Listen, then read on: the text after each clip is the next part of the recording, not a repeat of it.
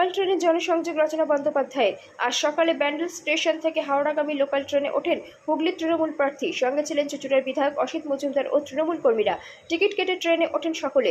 রচনা হাতের টিকিট নিয়ে বলেন, কতদিন পর ট্রেনে উঠলাম। ট্রেনে চাপতে আমার খুব ভালো লাগে, বিশেষ করে দূরপাল্লার ট্রেনে শুতে খুব ভালো লাগে। ব্যান্ডেল থেকে হুগলি, চুঁচুড়া, চন্দননগর প্রতিটি স্টেশনে নেমে যাত্রীদের সঙ্গে জনসংযোগ করেন।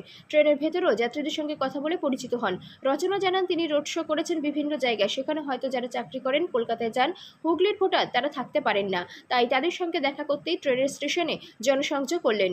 যাত্রীদের অনেকের আবদার মেটালেন সেলফি তুলে। ভ্যান্ডার কামরায় সবজি নিয়ে যাওয়া চাষিদের সঙ্গেও কথা বললেন। চন্দননগর স্টেশনে নেমে চা খান। সেখানে চন্দননগর হাসপাতালের এক চিকিৎসক রচনাকে গান শোনান। ব্যান্ডেলের বাসিন্দা কুসুম খরামি নামে এক মহিলা দিদি নম্বর 1-এর মঞ্চে গিয়েছিলেন। দিদি নম্বর 1-এর প্রচারে আসছেন শুনে তিনি চলে আসেন। রচনার সঙ্গে ট্রেনে ঘোরেন, নাচ করে দেখান। এর আগে হুগলির বিজেপি প্রার্থী লকেট চট্টোপাধ্যায় লোকাল ট্রেনে জনসংযোগ করেছিলেন। রচনা সে প্রসঙ্গে বলেন, ও ওর মতো করেছে, আমি আমার মতো। আমি তো গঙ্গা আরতি করেছি, লকেট গঙ্গায় নৌকা নিয়ে প্রচার করেছে। ট্রেনের যাত্রীরা কোনো সমস্যার কথা জানান কিনা সে প্রসঙ্গে রচনা বলেন, এখনো কেউ কিছু জানায়নি, পরে যদি জানান নিশ্চয়ই শুনবো। 24 আওয়ার্স আরামবাগের রিপোর্ট।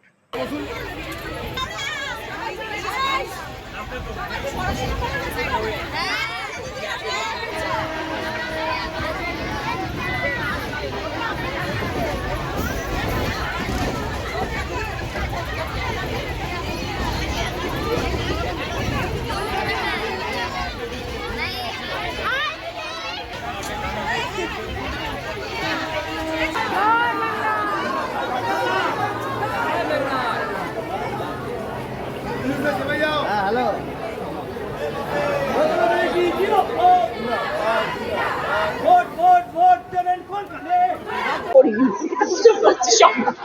আজকে প্রায় 40-45 দিন হয়ে গেল কাজ করছি এবং আমার ইচ্ছে ছিল যে সবসময় তো পথে ঘুরছি, একটু ট্রেন যাত্রীদের সাথে দেখা করি। কারণ দেখো, আমি যখন প্রচারে যাই, যারা দৈনন্দিন যাত্রা করে অন্যান্য জায়গায় যান কাজ করতে, তারা তো সবসময় আমার সভায় বা আমার রোড শোতে আসতে পারেন না। তো আমার ইচ্ছে ছিল সবার কাছে পৌঁছানোর। তো তাই জন্য ভাবলাম আজকে ট্রেন সফর করবো, যাতে কিছু মানুষের কাছে হলেও যেতে পারি। চেষ্টা করলাম ওই দৌড়ে দৌড়ে যতটা পারি বিভিন্ন কম্পার্টমেন্টে গিয়ে সবার সঙ্গে দেখা করার। এটা আমার ইচ্ছে ছিল, তাই করলাম। সবার সঙ্গে অ্যাটলিস্ট, তারাও তো নিত্য প্রয়োজনীয় যাত্রী, তাদের পাশেও তাদেরও ইচ্ছে করে দেখা করা, তাই জন্য তাদের কাছে গিয়ে দেখা করে এলাম। লকেট চ্যাটার্জিও ট্রেনে প্রচার করেছে। তিনি বলছেন আমার দেখে এটা করেছে। কেউ কাউকে দেখে কিছু করে দাদা? দেখে করার তো কিছু নেই। ট্রেন যাত্রীরা প্রতিদিন ট্রেনে সফর করছে, তাদের সঙ্গে সর্ব জায়গায় আমরা প্রচারে যাচ্ছি। আমরা রাস্তায় প্রচার করছি, আমরা বাজারে গিয়ে প্রচার করছি, আমরা ট্রেনে উঠেছি, তাতে কি অসুবিধা আছে? সেখানে লকেটে উঠতে পারে, অসুবিধা নেই।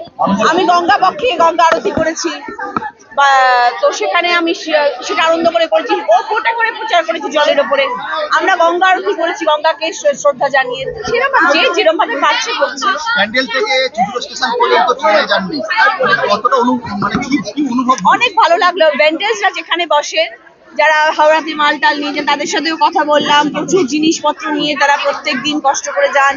স্কুল যাত্রীদের সাথে, কলেজ গার্লসদের সাথে কথা বললাম, তারাও মহিলা কম্পার্টমেন্ট আর কি, সেখানেও কথা বললাম, সেখানেও খুব ভালো লাগলো। সকলে যেখানে একসাথে ওঠেন, ছেলে মেয়ে সবাই একসাথে সেই কম্পার্টমেন্টে উঠলাম, তাদের সাথে কথা বললাম, যারা অফিস যাচ্ছে। ভালো লাগলো, তারাও খুব খুশি হলেন। কারণ তারা বলছে যে আমরা তো আপনার রোড শোতে সবসময় থাকতে পারি না, আপনি উঠলেন বলে আপনার সাথে দেখা হলো। নেতা মন্ত্রী আসছেন, মুখ্যমন্ত্রী আসছেন, অন্য রাজ্যের মুখ্যমন্ত্রী আসছেন, প্রধানমন্ত্রী আসছেন, মানে এটা কি হুগলি জেলা এখন হট সিট। হ্যাঁ, সবাই আসছেন, দেখা যাক কি কি করা যায়, কি হয়। সবাই এখন হুগলি জেলার দিকে তাকিয়ে রয়েছে। মনে তো হচ্ছে এখন তাই, কারণ হাই প্রোফাইল হুগলি।